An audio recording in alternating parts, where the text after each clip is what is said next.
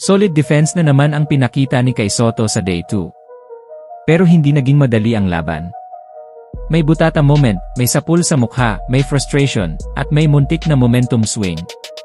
Ano ba talaga ang nangyari sa physical battle kontra sa Sun Rockers Shibuya?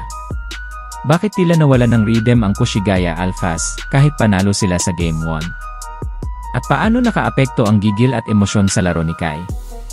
Mga boss, late uploader tayo pero kumpleto ang detalye, simulan na natin. Low scoring ang first 2 minutes, parehong nangangapa ang dalawang koponan. Pero under 7 minutes mark, biglang bumira ng back-to-back 3 si Shin Matsuyama ng Kushigaya. Same spot, same result. Habang scoreless pa si Kai, ramdam agad ang presence niya sa ilalim. 4 rebounds at isang assist agad ang ambag. Kahit mintis ang kanyang turnaround fadeaway attempt, dikit ang laban, 19-22. Pagtatapos ng first quarter.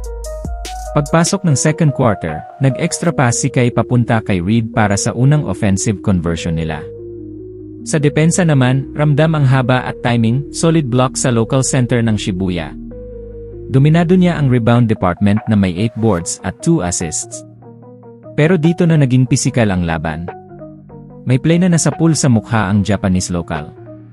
Tinawagan ng foul si Kai. Medyo ramdam ang frustration niya. Tanong mga boss, napasobra ba ang gigil ni Kai o sadyang naging physical na talaga ang laro niya? Halfway ng second quarter, natambakan ng 10 puntos ang Kushigaya. Wala ang momentum na meron sila sa Game 1. Under 4 minutes mark, finally nakapunto si Kai pull-up jumper over 7-footer Thomas Welsh.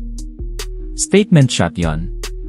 Pero may crucial moment, defensive rebound ni Kai na nauwi sa turnover dahil sa error ng kakampi.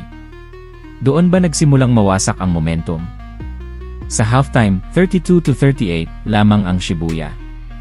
Third quarter, kontrolado pa rin ng Shibuya ang tempo. May pagkakataon pang nadakdakan si Kai ng import ng kalaban. Pero agad siyang bumawi ng putback basket. Unti-unting bumabalik ang Kushigaya. Magandang connection din nila ng Japanese point guard, parang Yuki Kawamura ang datingan sa playmaking. Dikit ang laban, 49-54. 5 puntos na lang ang hahabulin. Fourth quarter, nag-adjust ang Shibuya. 4 straight points agad sa opening. Ramdam ang struggle ng home team.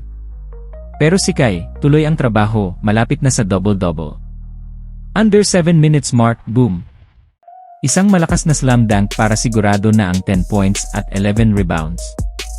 Doon nagising ang crowd. Pero sapat ba? Sa final minutes, kinulang sa oras ang Kushigaya. Mas consistent ang opensa ng Shibuya. Kahit solid ang depensa at halos double-double performance ni Kai, hindi pa rin sapat para makuha ang panalo.